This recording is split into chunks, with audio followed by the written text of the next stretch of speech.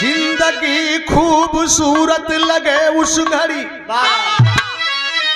जिस घड़ी सर पे सेहरा सजाता है रब।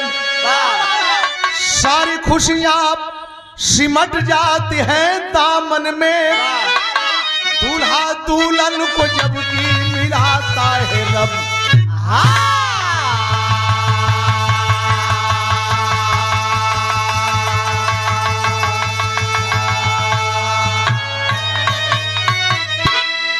बाबा साहब अम्बेडकर सजे शहर में खिल के कलियां बगन में मुस्काने लगी।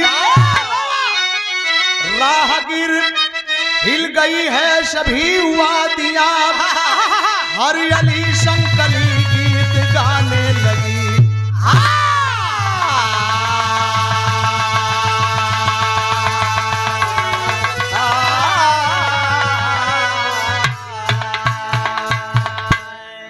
देखें मेरे दोस्त, गरीब हो अमीर हो, लंगड़ा हो लूजा हो, किसी भी तरह से अपंग हो, लेकिन जो ने समय सर पर सेहरा बन्हाला हो, माई बाबू के दिल से पूछे, चाचा चाची के दिल से पूछे, हित मित्र रिश्तेदार नातेदार से पूछे, भाई बंधु से पूछे, एक अलग हौसला, एक अलग उमंग की पानी चाहिए।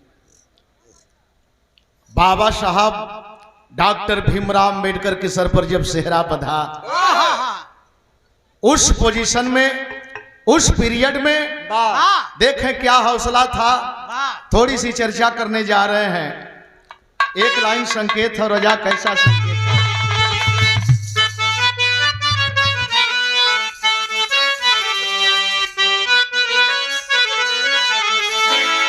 अरे मुझे प्यार की, अरे मुझे प्यार की जिंदगी देने वाले, मुझे प्यार के जिंदगी देने वाले, मुझे प्यार के जिंदगी देने वाले। कभी गम न देना, कभी गम न देना, खुशी देने वाले, मुझे प्यार की जिंदगी देने वाले, मुझे प्यार की जिंदगी देने वाले, मुझे प्यार की जिंदगी देने वाले। बहुत बहुत प्रणाम करते हैं। घर लाइन लिखल गई सबके लिए। अरे अजब है सुहाना, अजब है सुहाना सफर जिंदगी,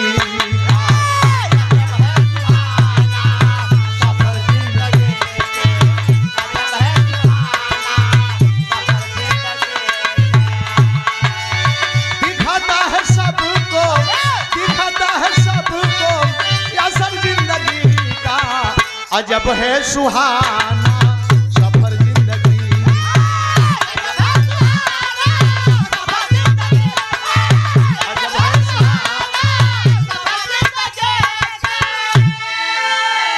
ला ला ला लारे लारे लारे ललरिया लारे नर नारे नारे नारे नरिया नारे। जिंदगी में हजारों रंग हुआ करते हैं, इसी के चलते लोग सजते और संवरते हैं। दूल्हा दूल्हा का बाप हुए क्या?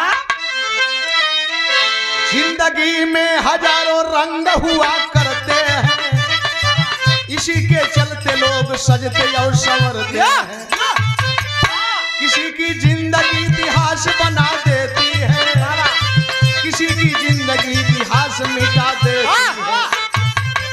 बाबा साहब अम्बेडकर जब धरा पे आए हैं, गरीब दलितों को आजादी अब दिलवाए। इसी के बीच में एक नया मोड़ आया है, आनंद राव पिता राम जी को चेताया।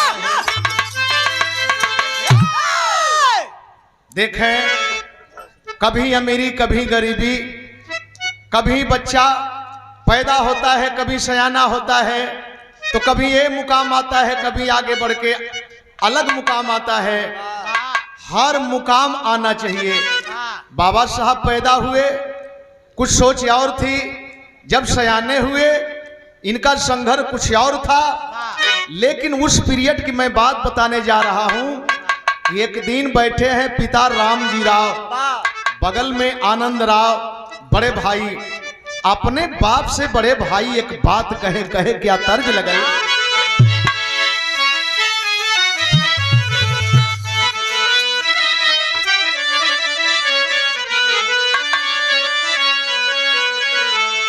जैसन सोचले रहली वैसन पियवा मोर बाण, सावर न गोर बाण हो। हम बताइला, जैसन सोचले रहली वैसन धनिया मोर बाण, जैसन सोचले रहली वैसन धनिया मोर। क्या बात है, मोट कमजोर बाण, सोचले रहली वैसन दादा, सोचले रहली वैसन।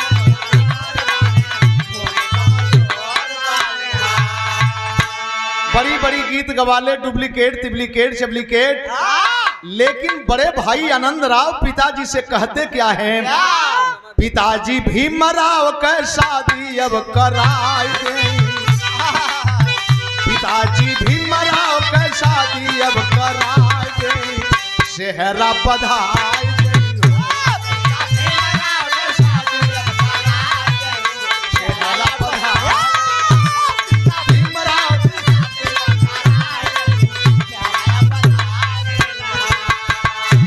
पिताजी बड़े बेटे की बात सुन रहे हैं और वो बकते चले गए। बके कहे क्या, अरे हाई स्कूल पास कैले 17 के उमरिया, एहू बतिया के करा बाबूजी फिकरी, एहू बतिया के करा बाबूजी फिकरिया, एहू बतिया के करा बाबूजी फिकरिया। इनके जीवन के सहयोगी एक मंगाए दे, सेहरा सजाए दे।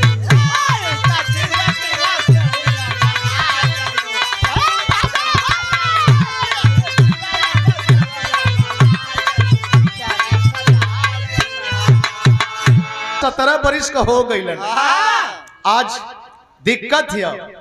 आज 17 बरिस का शादी करे में दिक्कत है। लेकिन पहले बहुत मासूम रहे तब बस शादी हो जाए। जैसे बहादुर के बाबू का शादी भइल है छोट पर, नहीं तो हम लोग बराते भी गए रहला। हाँ, बड़ा झटका से बोल देना, हम मौका पागल है, गौर करेंगे। मौसा लगत रहे तो मौसा के बराते गए ले, बढ़िया है भाई। आए हैं तो का नंदलाल से यहाँ छोट कोई होबे न करे, नंदलाल से छोट कोई होबे न करे।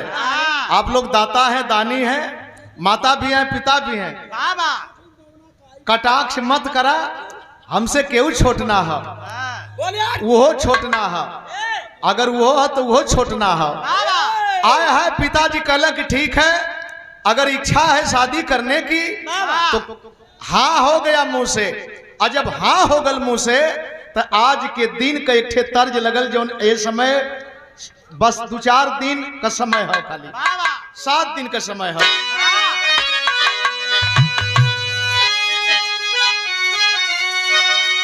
अरे आइला पसंद उड़न कार दीर मोरी देहिया भइल बे पियर हर दीर मोरी।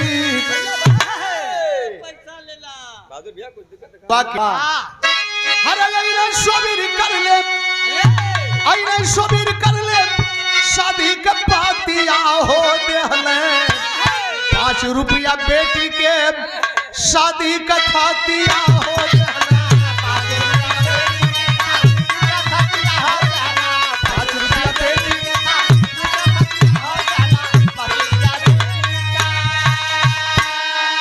बाबा साहब के हाथ में 5 रुपया बरक्षा मिलल और वो पीरियड में वो बहुत काफी रहल था मिले मंगनी के राम जी रुपया लड़की देख गई तब बढ़ल दुख दैया मनम बिगड़ गल देख के सूरतिया हो देहले 5 रुपया बेटी की शादी कथा दिया हो देहले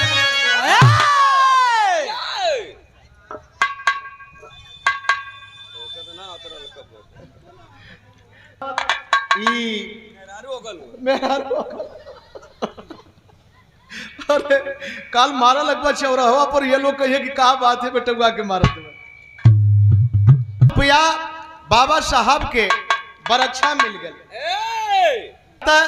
लड़की देखे बदे पिता राम जी राव जाते हैं, लड़की थोड़ी सा बाबा साहब के लायक नहीं मिली, वापस आ गई, ये भी 5 रुपया दे दिए, सबका आशीर्वाद वापस आए।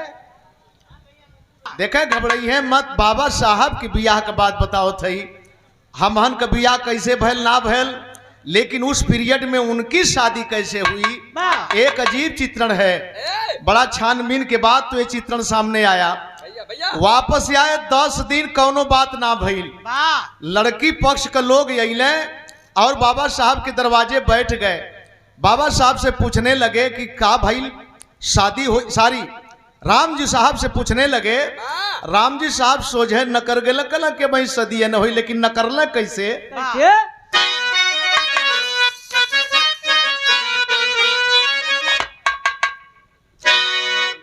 हर बदल गई दुनिया,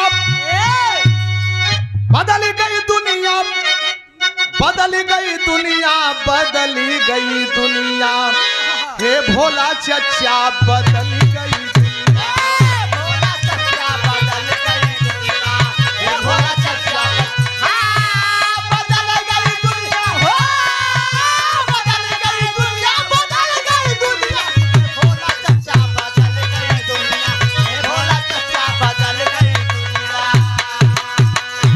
101 रुपया पुरस्कार भैया की तरफ से, नाम पूछला, सबके प्रणाम करते, लेकिन बात वहीं के। अरे जुटल पंचायत, जुटल पंचायत, जुटल पंचायत, जुटल पंचायत, सोबिर करके जुटल पंचायत, जुटल पंचायत, सोबिर करके जुटल पंचायत, जुटल पंचायत, जुटल पंचायत।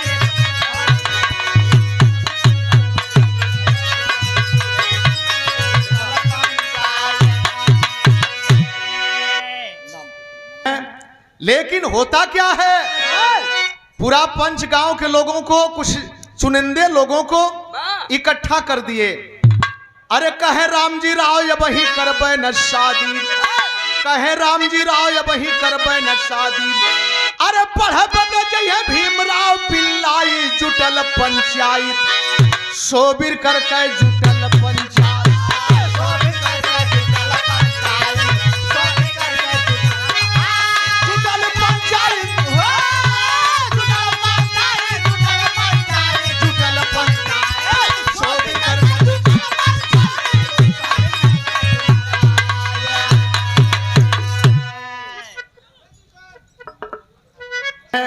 आप सारे लोगों का, लेकिन पंचायत में नकर गई कल की बियाहवन ना करब।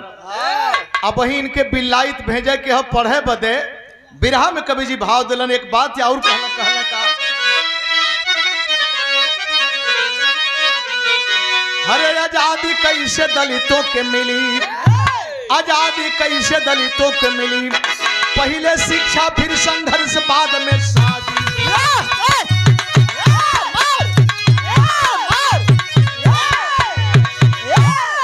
कहला कि पहले पढ़ाई, बाद में संघर्ष, एकरे बाद में तब शादी।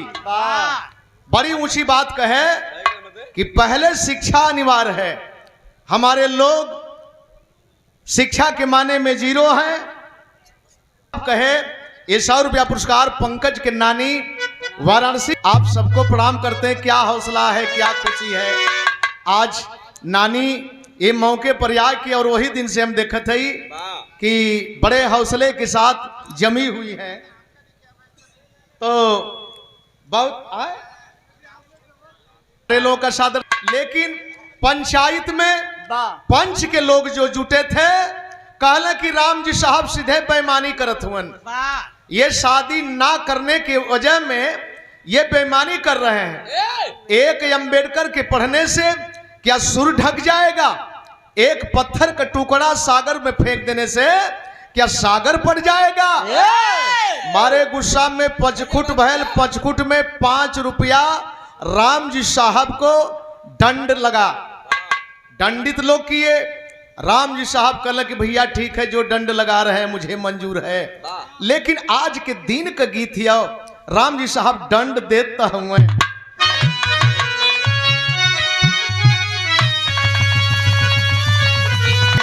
बहुत बहुत प्रणाम करते हैं आपको।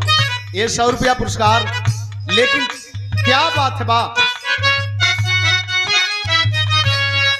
आजूरी में भारी भरी के, आजूरी में भारी भरी के मोतिया लूटाई जी, मोतियन कयाना नामे, मोतियन कयाना नामे चौका पुराई, मोतियन कयाना नामे चौका पुराई, मोतियन चौका पुराई, मोतियन कयाना। माँ बहने बड़े प्यार से, बड़े हौसले के साथ सजा करके गाती हैं। कैले राम जी राव साहब, कैले राम जी राव साहब दंड भर पाई हो, कैले राम जी राव साहब दंड भर पाई हो, पियने साई तक गई दूसर फिर आई हो, पियने साई तक गई दूसर फिर आई है, पियने साई तक दूसर फिर आई है, पियने साई तक। हमारे नौजवानों जरा सोचने के लिए, समझने के लिए ये लाइन मैं बोल रहा हूं। आज दंड देते हुए तबले बिजुली की तरह ही खबर चारी और फैल गई कि शादी कट गई ये भीमराव की। आज जब भीमराव की शादी कट गई तबले दूसर की शादी बिहन में भैले, साइत लोग लेकर के आ गए। जानते हैं वो के रहल? शंकर, कूली शंकर धूते के, कूली शंकर धूते के बहिन रमाबाई जी, अंबेडकर के साथ विधि, अंबेडकर के साथ विधि जोड़ा बनाई जी, अंबेडकर के साथ विधि जोड़ा बनाए जाए, अंबेडकर के साथ विधि जोड़ा बनाए जाए, अंबेडकर के साथ विधि। शंकर धूते कुली, कुली का काम करते थे, चाहे स्टेशन पर हो और चाहे बस स्टैंड पर हो, गरीबी में कुली का काम कर रहे थे। लेकिन बहन रमाबाई कितना सुंदर थी। आए और राम जी राव देखे, पसंद कर लिए, एक नजर में पसंद कर लिए। दोनों तरफ से सोच बन गई, कब शादी होगी। दूल्हा भी खुश है, दुल्हन भी खुश है। चाहे हमारी बहन बेटी हो, चाहे आपकी बहन बेटी हो, किसी भी परिवार में जब दिन बारी रखा जाला, सवा चल जाला, तो दोनों और हौसला होला। दिन रखा गल, और जब रखा गल थामला भैया हे तरियावा आई हेर से आई, यहिया दिन रखा गल, हरदी मटमंगरा कुल हो गल। जहिया शादी है बारात जब जाए के तैयारी भइल तो पहपट लगे।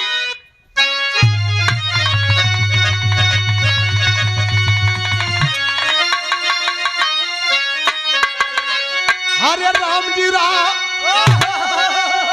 राम जी राम चल पड़े बरात लियाई बजवा बाजेला। राम जी राम चल पड़े बरात लिया ही बजवा बाजेला। गूंजे ढोल तराशा और सहनाई बजवा बाजेला।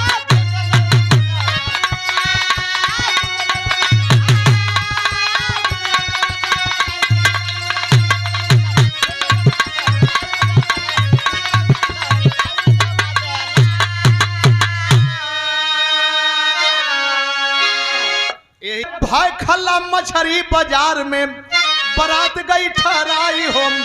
गूंजे ढोल तराशा देखबा बाजे मधुर सहनाई हो। अरे हुई रात भैली रस्म अदाई बजवा बाजेला। हुआ सुबह रामो का भैल विदाई बजवा बाजेला।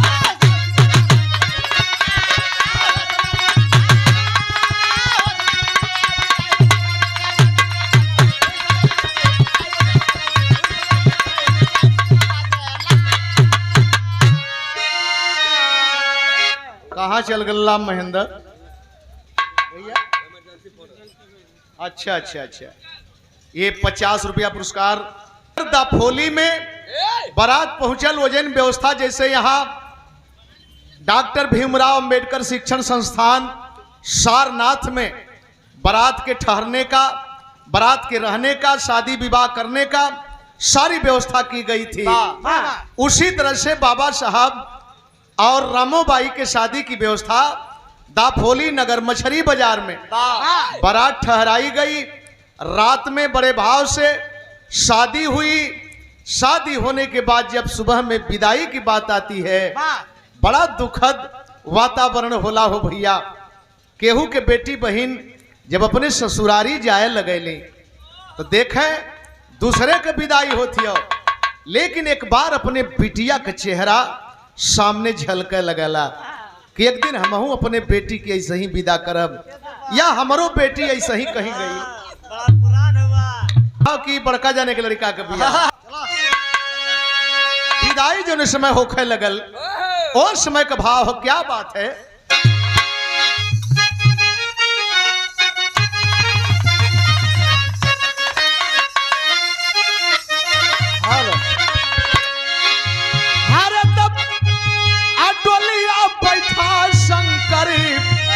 अधूत बाहिनी के विदा कैले भाई वाला फर्ज के निभा।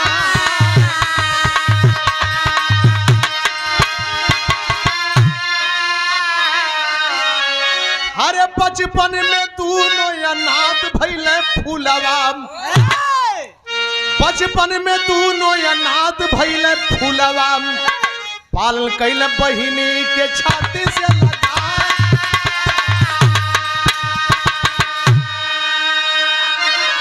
अब कैली रामबाई जबकि अपनी ससुररिया। अरे कैली रामबाई जबकि अपनी ससुररिया। खुशी भइले बाबा हो सुलक्ष्मी के पास।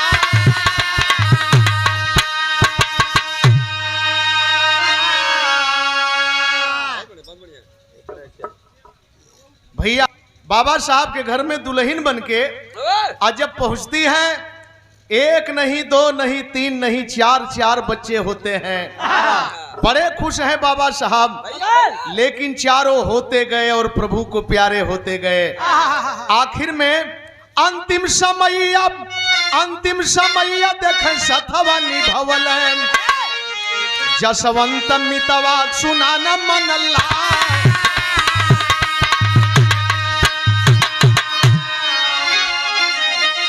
अंतिम में 5वें नंबर पर जसवंत राव बचे, 4 बेटे मर गए।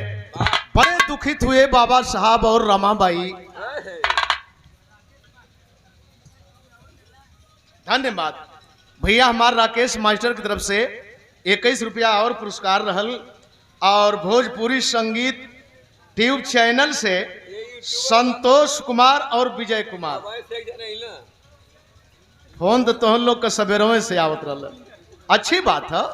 तो भैया हम तो तुम लोग बदे हमेशा तैयार रहिला, कबहू केहू को रोकबे न कैली, जरूरत भी ना हो। हम समाज से ही, आप हमसे हुआ, तो कहीं न कहीं सबकर सबसे जुड़ाव हो। कुछ गवैया रोक देना, कहना कि नहीं ये नहीं चलेगा, लेकिन नंदलाल अभी कभी नहीं रोका और न तो रोकेगा। गवैया परेशान हो जाना ये बात के सुन के, तो बहुत बहुत प्रणाम करते हैं। लेकिन आने के बाद एक बेटे बचे जसवंत, और जसवंत अंतिम समय तक साथ देने का काम किए। लेकिन रमाबाई जब बाबा साहब के घरे अलिन तो एक चीज और पावल गए। क्या बात है?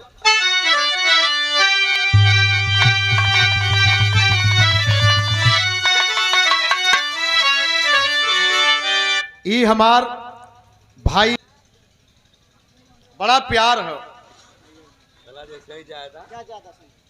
ताली बजा, तनी से ताली बजा।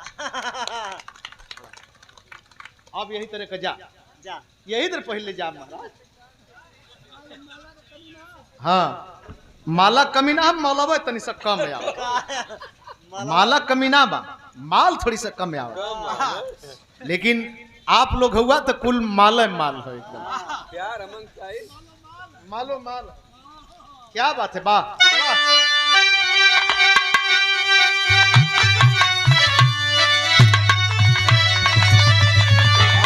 हरे रमाबाई से घर आंगन गुलजार भइले, शिक्षा भीम अमेरिका लंदन जा तैयार कइले।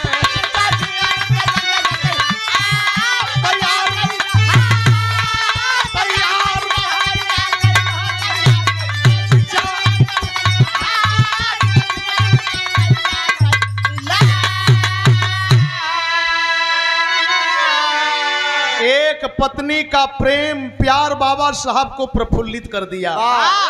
इतिहास पढ़ने के बाद कलेजा मुंह को आ जाता है कि बाबा साहब जब विदेश की तैयारी विदेश में पढ़ रहे थे तो बाहर धर्म पत्नी रमाबाई, क्या गरीबी थी, लेकिन उस गरीबी में उपली ये गोबर के गोईठी चिपरी पात पात करके बेच करके जो पैसा मिलता था पारिवारिक खर्च चलाती थी, और बाबा साहब को भी उसमें से ही काट करके भेजती थी। पत्नी का मतलब होता है अर्धांगिनी का मतलब होता है, यही मेरे दोस्त आधा अंग पति का, पत्नी का आधा अंग पत्नी का पति का, इसलिए पति को अर्धांग कहा जाता है और पत्नी को अर्धांगिनी कहा जाता है। यही भाव होना चाहिए। लेकिन हुआ क्या, वही बीच में आयल भारत से बुलावा, आके संविधान अपने देश का बनावा।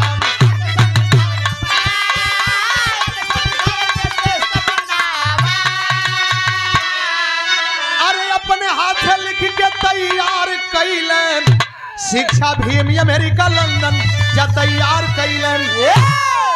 भारत का संविधान के शिल्पीकार कहे गए। और सच्चाई तो यह है कि रात है काली दिन भी काला होता, रात है काली दिन भी काला होता, अगर भीम नामक सूरज न आता तो कभी नहीं उजाला होता। बाबा साहब ने संविधान बना करके देश का सम्मान, व्यक्तिगत किसी एक जात धर्म का सम्मान नहीं, पूरे देश का सम्मान किया, पूरे देश के लोगों का सम्मान किया। देश गुलाम था, बाबा साहब के ही संविधान पर आज देश चल रहा है। वैसे अपनी अपनी सोच है, और हमारे गार्जियन के गार्जियन, हम लोगों के पिता, और पढ़ते पढ़ते मेहनत करते करते ये बाबा साहब थक गए। आज जब थक गए, बीमार होते हैं, ये 200 रुपया पुरस्कार बाबूजी के चरणों में कोट सा नमन करते हैं, जय भीम जय भारत नमो बुद्धा करते हैं। अरे भाई ले बीमार, भाई ले हॉस्पिटल में भर्ती, और सविता अम्बेडकर वही बनली अनुयायी।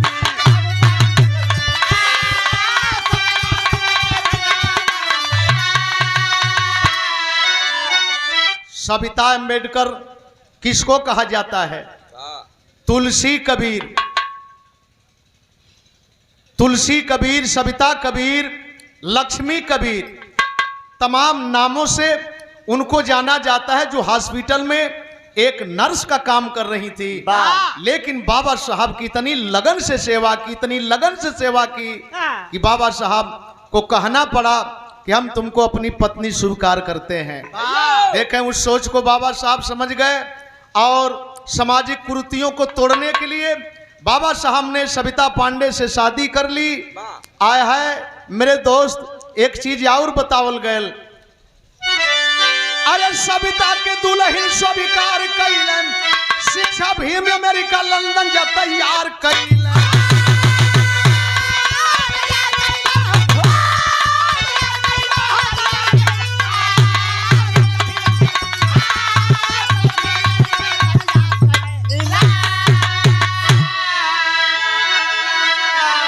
सविता को दुल्हन स्वीकार करने के कुछ ही दिन के बाद बाबा साहब का सपना था, नागपुर में बाबा साहब बौद्ध धर्म स्वीकार किए कई लाख लोगों के साथ में। उनकी सोच कुछ और थी, लेकिन शायद वो सपना सपना ही रह गया।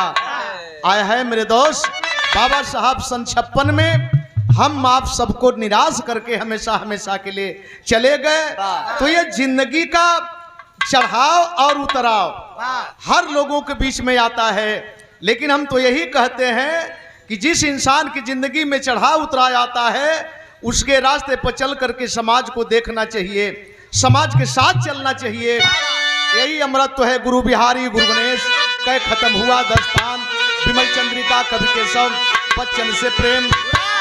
अरे आजादी तब जब भारत को मिली, आजादी जब भारत को मिली, राजू राहगीर कैसे होले बर्बादी, आजादी तब जब भारत